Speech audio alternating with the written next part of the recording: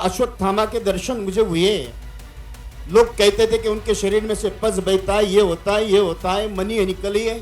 मैंने जब अभी परिक्रमा दड़गांव के पास खप्परमाल में दर्शन किए, श्रोताओं, बिल्कुल सफेद 8 फीट की हाइट, उनके शरीर में कोई किसी प्रकार से कुछ नहीं था। महाभारत में गुरु द्रोण के पुत्र अश्वत्थामा की आपने कई कहानियां सुनी होंगी। दावा किया जाता है कि अश्वत्थामा कलयुग में भी मौजूद हैं और उनका आज भी अस्तित्व है। अब इन दावों में कितनी सच्चाई है, ये आपको ईश्वरानंद महाराज से सुनना चाहिए। हजार 2-2, 5-5 हजार साल के महापुरुष उस माँ नर्मदा के तट में विराजित है।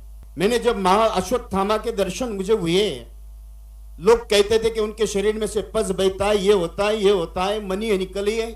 मैंने जब अभी परिक्रमा दड़गांव के पास खप्परमाल में दर्शन किए, श्रोताओं, बिल्कुल सफेद 8 फीट की हाइट, उनके शरीर में कोई किसी प्रकार से कुछ नहीं था। मैं 2.5 से 4.5 रोज हमारी साधना का समय रहता है रात्रि का।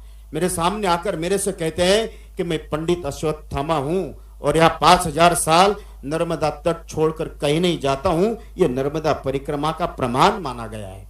कोई तप मत करिए। दरअसल इंदौर में रविवार को मंत्री प्रहलाद पटेल की किताब कृपासार के विमोचन के मौके पर ये सब कह रहे थे। इस कार्यक्रम में संघ प्रमुख मोहन भागवत और मुख्यमंत्री मोहन यादव भी मौजूद थे। बता दें कि अश्वत्थामा को लेकर कई कहानियां चलती हैं। हाल ही में आई एक फिल्म कल्कि में भी अश्वत्थामा की मौजूदगी को दिखाया गया था और दावा किया गया था कि अश्वत्थामा कलयुग में है। बता दें कि दावा किया जाता है कि अश्वत्थामा का जब जन्म हुआ था तो वे घोड़े की तरह रोए थे, इसलिए उनका नाम अश्वत्थामा पड़ा। और ऐसा नहीं है कि कलयुग में सिर्फ अश्वत्थामा की मौजूदगी के दावे किए जाते हैं, और भी कई ऐसे किरदार हैं जिनके होने का दावा किया जाता है, जिनमें बलि, व्यास, हनुमान, विभीषण, कृपाचार्य और परशुराम के होने का दावा किया जाता है। अब इस पर आपकी क्या राय है, आप कमेंट करके बता सकते हैं। लेटेस्ट, इन्वेस्टिगेटिव और इन डेप्थ खबरें देखने के लिए ज्वाइन कीजिए द सूत्र का